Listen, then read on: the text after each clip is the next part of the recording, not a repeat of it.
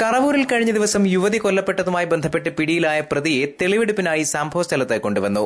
കറവൂർ സ്വദേശിനി ബിനുവാണ് കൊല്ലപ്പെട്ടത്.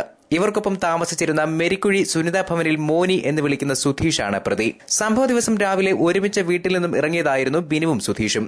ബിനുവിന്റെ മൊബൈലിലേക്ക് നിരന്തരം ഫോൺ കോളുകൾ വരുന്നതിനെ ചൊല്ലി വഴിമധ്യേ ഇരുവരും തമ്മിൽ വാക്കുതർക്കമുണ്ടായി. തർക്കം രൂക്ഷമായപ്പോൾ റോഡിൽ കിടന്ന കല്ലെടുത്ത് സുധീഷ് ബിനുവിന്റെ തലക്കടിച്ചു.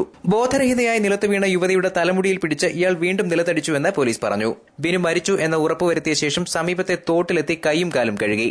തുടർന്ന് മെരിക്കുഴി കുടമുക്കിൽ എത്തി ബസ്സിൽ കയറി ഇയാൾ രക്ഷപ്പെടുകയായിരുന്നു. ഇവിടെ വന്ന് ആദ്യ അന്വേഷണങ്ങൾ നടത്തിയപ്പോൾ തന്നെ പ്രതിയെപ്പറ്റി ഒരു സൂചന ലഭിക്കുകയുണ്ടായി. അതായത് ഈ മരണപ്പെട്ട ബിനു ഈ പ്രതിയായ മോനി എന്ന് വിളിക്കുന്ന സുനീഷുമായിട്ട് 2-3 വർഷമായിട്ട് അടുപ്പത്തിലായിരുന്നു. ഈ മോനി ജോലി ചെയ്തുകൊണ്ട് വരുന്ന പണം കൂടുതലും ഈ ബിനുവിനെയാണ് ഏൽപ്പിക്കുന്നത്. വീട്ടു സാധനങ്ങളൊക്കെ മേടിച്ചു കൊടുക്കുമായിരുന്നു.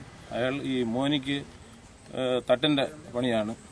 അപ്പോൾ ഈ അടുത്ത സമയത്ത് വെച്ച് അവൻ്റെ കയ്യിൽ നിന്ന് വാങ്ങിച്ച പൈസയൊക്കെ മോനിയോട് തിരികെ കൊടുക്കണമെന്ന് പറഞ്ഞു.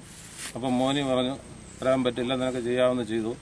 കൂടാതെ ഈ മോനിയുടെ മൊബൈലിലേക്ക് മറ്റ് അനേക കാളുകളൊക്കെ വരികയും മരണപ്പെട്ട ബിനുവിൻ്റെ മൊബൈലിലേക്ക് മറ്റ് കാളുകൾ എപ്പോഴും വരികയൊക്കെ ചെയ്ത് അവളെ അങ്ങനെ ഈ മോനി അവളെ ചോദ്യം ചെയ്തു. അങ്ങനെ അവന് സംശയമായി.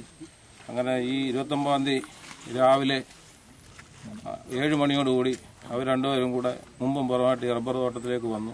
റബ്ബർ തോട്ടത്തിൽ വന്ന സമയത്ത് അങ്ങോട്ടും ഇങ്ങോട്ടും ഇതേ ചൊല്ലി വഴക്കുണ്ടായി. അങ്ങനെ മോനി അവിടെ കിടന്ന ഒരു കല്ലെടുത്ത് ഈ ബിനുവിൻ്റെ തലക്കിടിച്ചു. ആ ഇടി കൊണ്ട് അപ്പോൾ തന്നെ ബോധം കെട്ട് ബിനു മറിഞ്ഞു വീണ് ബോധമില്ലെന്ന് കണ്ടപ്പോൾ ഇവൾ മരിച്ചു എന്ന് കരുതി കൊലപ്പെടുത്തുന്നതിന് വേണ്ടി വീണ്ടും തലമുടിക്ക് പിടിച്ച് തുരുതുര തറയിൽ ഇടിച്ച് ശ്വാസം മുട്ടിച്ച് അങ്ങനെയാണ് കൊന്നത്.